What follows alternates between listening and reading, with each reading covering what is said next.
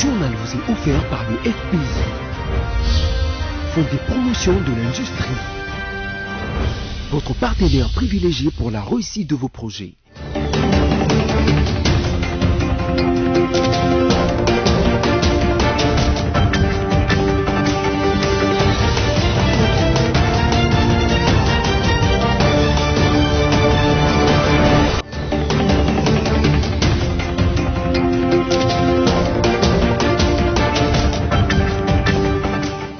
Heureux de vous savoir nombreux, mesdames, messieurs, à s'ouvrir votre journal dont voici les sommaires.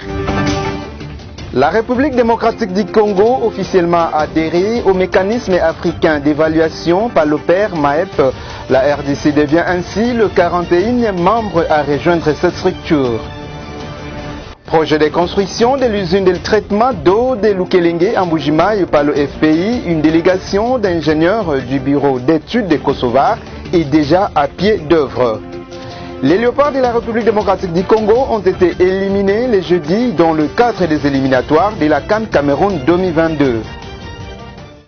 Bienvenue si vous nous rejoignez. La République démocratique du Congo a officiellement adhéré au mécanisme africain d'évaluation par le père MAEP, une adhésion qui a eu lieu jeudi lors d'une vidéoconférence entre le président Tshisekedi et les présidents membres de cette plateforme. La RDC devient ainsi le 41e membre à rejoindre cette structure. Plus de détails avec la presse présidentielle.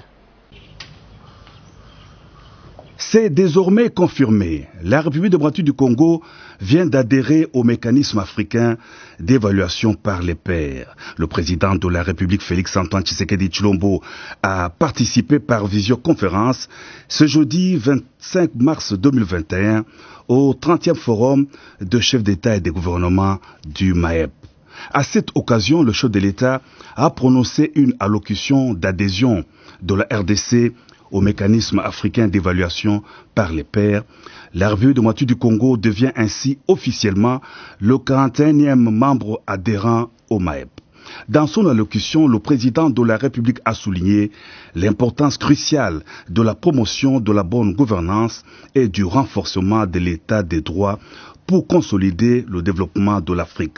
Le chef de l'État a rappelé que sous son autorité, la RDC avait mis l'accent sur la consolidation de l'état des droits, du respect des droits humains, de la lutte contre la corruption et l'impunité. La réussite d'un tel programme passe nécessairement par une évaluation régulière des mesures mises en place. Au sein du MAEP, la RDC partagera avec les pays frères des bonnes pratiques en matière de bonne gouvernance au plus grand bénéfice des populations africaines. La paix, la sécurité et le développement dans la région des Grands Lacs, on en parlait encore, et tels sont, entre autres sujets qui ont été évoqués, entre le président de l'Assemblée nationale, Christophe Mbosso Nkodia, et l'ambassadeur Onyango Kakoba, secrétaire général du Forum des parlements de la Conférence internationale sur la région des Grands Lacs. Suivez. Well, the meeting was mainly about, La raison de notre rencontre, il y en a quatre. Les discussions ont porté sur 4 points. Premièrement, on devrait parler au nouveau président de l'Assemblée nationale sur le forum, présenter le forum au nouveau président de l'Assemblée nationale, nous présenter nous-mêmes aussi personnellement.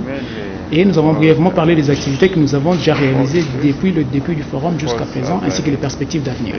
Bon, nous avons été bien reçus. On a reçu le soutien du président, de l'honorable président de l'Assemblée nationale, notamment pour travailler ensemble sur les questions ayant trait à la paix, la sécurité et au développement économique. Il y a beaucoup de défis, comme vous le savez. Il y a des conflits entre États et des conflits à l'intérieur des États. Pour ce qui est des conflits à l'intérieur des États, nous avons envoyé des missions d'information parlementaire. Il y a eu des missions au Burundi à la période qui a suivi la tentative de coup d'État. Et nous avons organisé des missions au Soudan du Sud, en République centrafricaine. Et après, maintenant, nous avons des gouvernements. Ces pays sont dotés de gouvernements qui fonctionnent. Il reste encore des défis au niveau sécuritaire à l'est de la RDC et nous travaillons dessus. Et donc, on fait notre travail. Gouvernement de l'Union sacrée, les Francs communs pour les Congo, FCC, ne prendra pas part à ce gouvernement. Décision prise par la cellule de crise de cette plateforme dont l'ancien président Joseph Kabila Kabange est l'autorité morale. Qu'est-ce qui a motivé cette décision? Élément des réponses avec Sami Bosongo. Évitons d'être en contradiction avec sa tradition du respect de toute la hiérarchie des lois congolaises. Le FCC ne participera pas au gouvernement du Premier ministre Samalou Kondé. C'est ce que révèle le communiqué officiel du Front commun pour le Congo du 25 mars 2021, signé par Emoti Bandantonga Moulongo, président de la cellule de crise.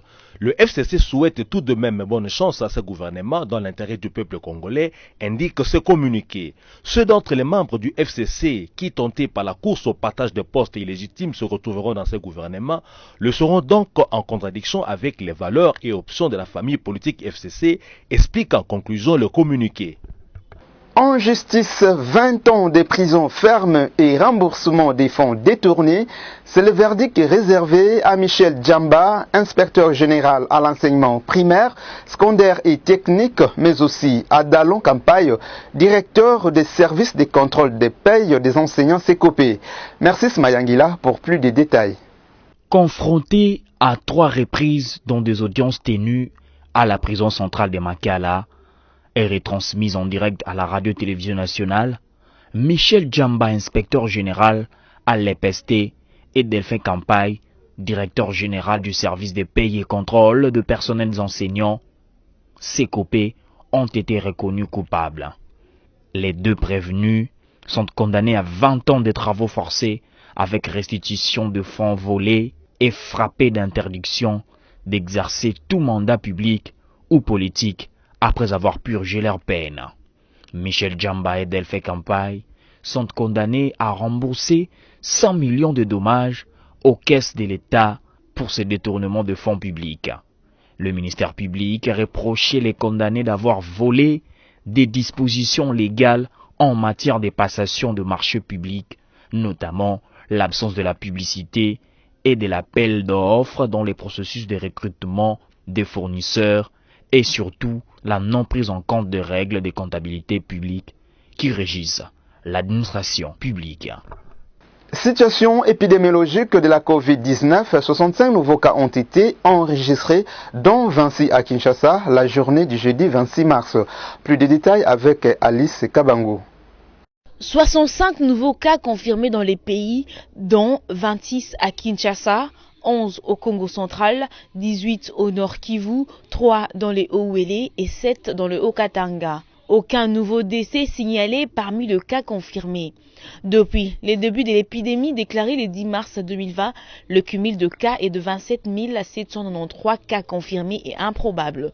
Au total, il y a eu 726 décès et 25 355 personnes guéries. Notez que le test de Covid-19 est gratuit pour tout le monde en République démocratique du Congo. Cependant, le test de voyageurs est payant à $30 américains. Insécurité dans le Nord Kivu, on en parlait encore. 8 morts dans cette partie de la RDC, dont 3 militaires FARDC dans 2 attaques de groupes armés en territoire de Massissi. Sophia Zaorati pour les commentaires. Un député du territoire des Massissi fait appel aux autorités congolaises pour intervenir au plus vite possible dans la zone afin de mettre fin à l'insécurité dans cette partie de l'Est de la République démocratique du Congo. D'après les secteurs opérationnels Sokola 2, un militaire des FARDC avec son épouse et un enfant ont été blessés au cours de ces affrontements enregistrés la nuit du mercredi 24 à jeudi 25 mars 2021, toujours dans les mêmes territoires. C'était les éléments des FARDC contre les miliciens d'Ignatura. Les porte-paroles des opérations Sokola 2 au Nord Kivu, les majors Ndike Kaiko a rassuré la population que l'armée reste déterminée à traquer ces hors-la-loi jusqu'au bout. Et puis cette brève convoquée à Kinshasa sur dérogation spéciale par le ministère de l'Intérieur, le gouvernement de la province du Haut-Katanga, Jacques Kaboula, a été entendu par l'inspecteur général des finances IGF ce vendredi au sujet de la gestion opaque de la province dont il a été accusé. Jacques Kaboula devrait confronter sa version à celle des inspecteurs de l'IGF qui ont enquêté sur sa gestion. Projet de construction de l'usine de traitement d'eau de Lukelenge à proximité de la ville de Mbujimaï dans le Kasaï oriental par le FPI, une délégation d'ingénieurs du bureau d'études de Kosovar de Grand International Group est sur le terrain afin de finaliser les études de géotechnique, images et commentaires. Dans le tout prochain jour, la population du Kasaï oriental et plus précisément de la ville de Mbujimaï et ses environs va bénéficier d'une usine de traitement d'eau qui sera construite sur la rivière Lukelenge. Dernier virage avant le lancement effectif des travaux, c'est la phase des études géotechniques qui va permettre de connaître les propriétés du sol, sa résistance, ses propriétés sismiques et mécaniques. À cela s'ajoute la densité, la masse volumique, la capacité de coulement et de pénétration. Durant plusieurs jours sur le site, les ingénieurs du bureau d'études Kosovar de Grand International Group, accompagnés des experts locaux ainsi qu'une délégation du Fonds de promotion de l'industrie FPI, ont travaillé d'arrache-pied afin d'obtenir des résultats probants. Un atelier de forage a été installé sur les sites et a permis de recueillir de prélèvements des échantillons qui ont été confiés au laboratoire de l'université de Mbujimaï pour effectuer les analyses approfondies. François Mpouela Mukendi, directeur adjoint aux études au FPI, conduit cette délégation. J'aimerais préciser que nous sommes sur le site communément appelé Lukelenge Brakongo. Là en face, vous avez l'usine Brakongo devenue Brasimba. Et ici sera érigée l'usine de traitement d'eau qui pourrait servir cette contrée et servir aussi la ville de Mbujimaï. Comme vous le savez, les études techniques approfondies ont été finalisées, mais lors de nos discussions, des négociations, on s'est rendu compte qu'il y avait une étude importante qui n'était pas finalisée, c'est la géotechnique. Et là, nous sommes avec le partenaire des Grandi Group qui sont responsables de cette étude.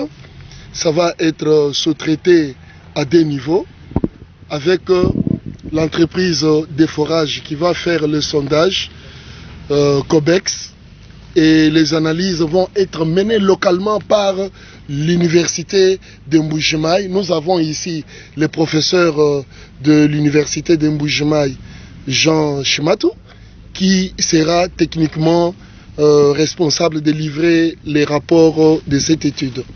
Voilà ce qui nous a amené là. Mais vous allez voir aussi, nous sommes avec le service des cadastres. C'était pour finaliser la limitation des sites. Mais on ne pouvait pas limiter la site sans que nous puissions avoir les repères par GPS donnés par nos partenaires des Grandi Group. Pour rappel, le projet de construction de l'usine de traitement d'eau de Lukelenge au Kasaï oriental par le FPI s'inscrit dans le cadre du programme présidentiel accéléré de lutte contre la pauvreté. Le FPI est sur plusieurs projets dans le Grand Kasaï.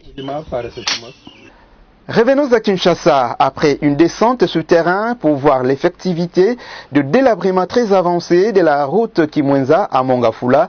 Le cardinal Fridolin Ambongo, qui était accompagné du directeur pays de la Banque mondiale, veut plus d'éclaircissements sur la destination des fonds alloués par la Banque mondiale pour réparer ces tronçons. Suivez le cardinal Ambongo dans cet extrait choisi par Josué Kalamba.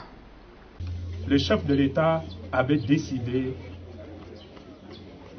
un déblocage de 4 millions de dollars pour intervenir sur ces sites. Où sont partis ces 4 millions? Et moi, en tant que pasteur, quand je vois mon peuple conditionné, comme nous voyons ici aujourd'hui, un peuple qui désespère à cause de la gravité de l'érosion, je ne peux que me tourner vers le chef de l'État, lui-même qui avait décidé de ce déblocage de 4 millions pour qu'on fasse la lumière. Où sont partis les 4 millions?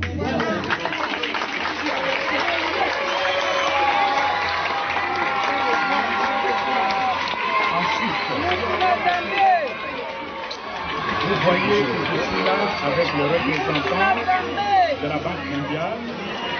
C'est parce que nous voulons, avec l'appui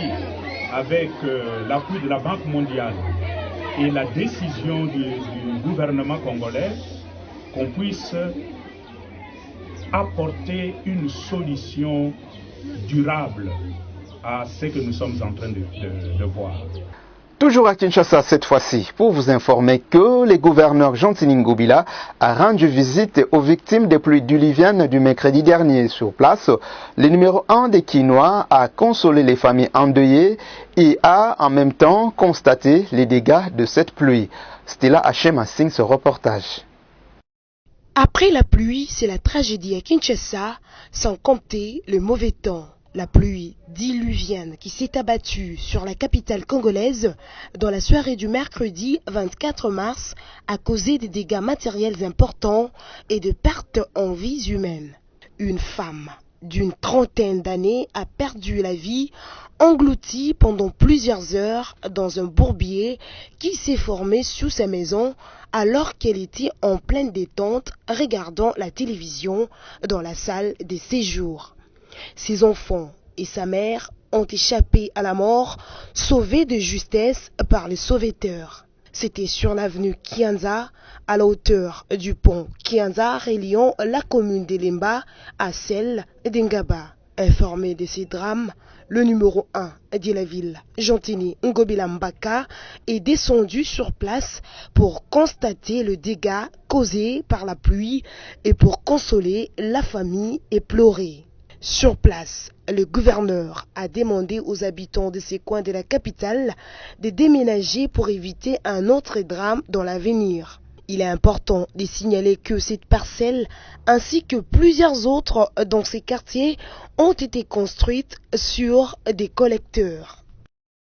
En dehors de nos frontières, sachez que le prix du pétrole et d'autres produits qui transitent entre l'Europe et l'Asie risque de grimper. Et pour cause, un géant navire japonais dénommé Eva Givin bloque le canal de Suez depuis la nuit du mardi 23 à mercredi 24 mars. Et Sami Bosongo nous en dit plus. Suite aux vents violents qui ont réduit sa visibilité, le porte-conteneur japonais Ever Given, long de 400 mètres et large de 59 mètres, qui a un poids de 220 000 tonnes, a échoué dans le canal de Suez dans la nuit de mardi 23 à mercredi 24 mars.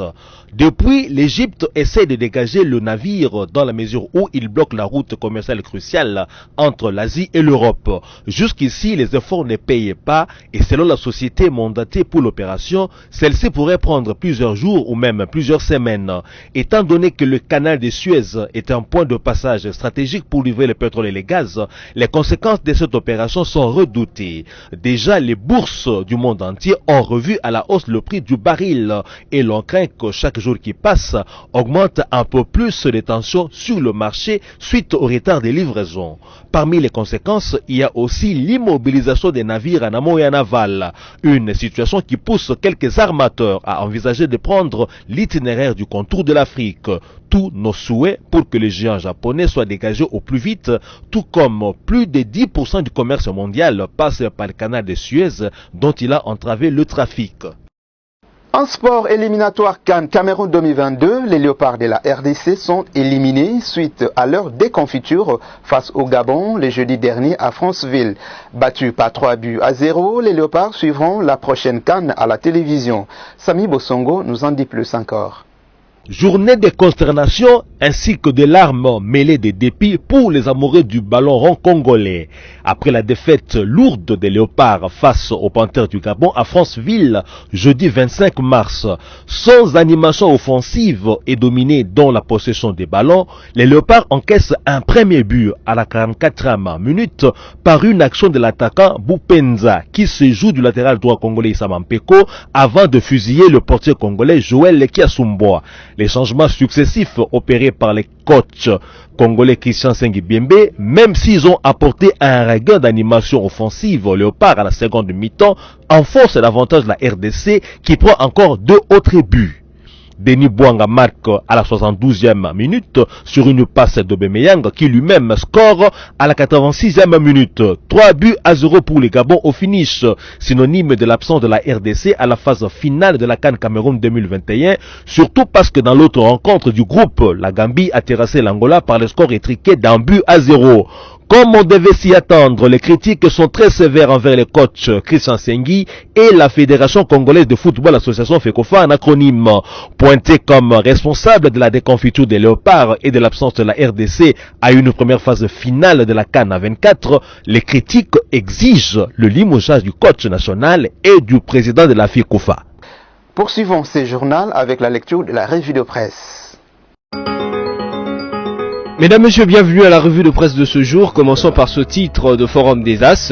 Hier, par Bahati Lukwebo, Mike Hammer, c'est très important que les prochaines élections aient lieu en 2023 conformément à la Constitution. Modeste Bahati Lukwebo ne se repose pratiquement pas depuis son élection à la tête du Sénat. Il échange audiences et réunions dans la perspective de permettre à la Chambre de sages de jouer pleinement son rôle social. C'est dans ce cadre qu'il a échangé sur les réformes électorales hier jeudi 25 mars avec l'ambassadeur des États-Unis en RDC.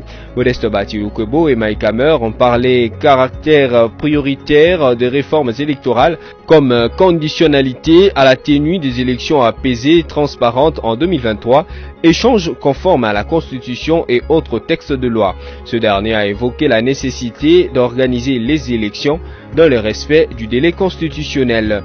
Poursuivons cette revue de presse avec ce titre de l'agence congolaise de presse, affaire Rossi Mukendi. La commissaire principale adjointe Karine Lokesso mise à la disposition de l'auditorat militaire. Le tribunal militaire de garnison de Kinshasa-Matete a au cours d'une audience tenue jeudi en son siège à la 7e rue Limité Industrielle mise à la disposition de l'auditorat militaire la commissaire provinciale adjointe Karine Lokesso pour audition sur les faits nouveaux à sa charge.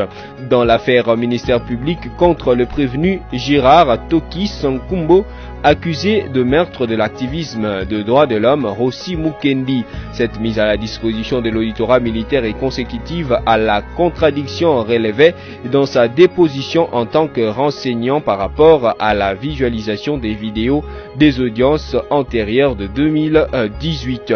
Bouclons cette revue de presse avec ce titre de l'actualité.cd, présidence de la CENI, des ailes de la Comico enregistre des candidatures. Le deux ailes de la communauté islamique en RDC, Comico, se dispute la légitimité des réceptions des candidatures au poste du président du bureau de la Commission électorale nationale indépendante CENI. L'aile de l'imam Abdoul Ngoma dit ne pas reconnaître la candidature déposée lundi 22 mars par Sylvain Lumbumbaya. C'est tout pour cette revue de presse. Merci à vous qui l'avez suivi.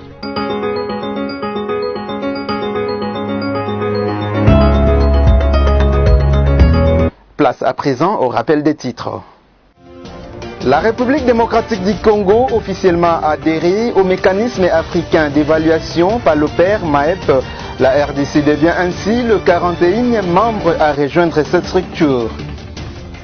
Projet de construction de l'usine de traitement d'eau de Lukelenge en Mbujimayi par le FPI, une délégation d'ingénieurs du bureau d'études de Kosovar est déjà à pied d'œuvre. Les Léopards de la République démocratique du Congo ont été éliminés le jeudi dans le cadre des éliminatoires de la CAN Cameroun 2022. Fin de cette édition d'information. Merci à vous qui l'avez suivi. Bon week-end chez vous en compagnie de BC Télévision.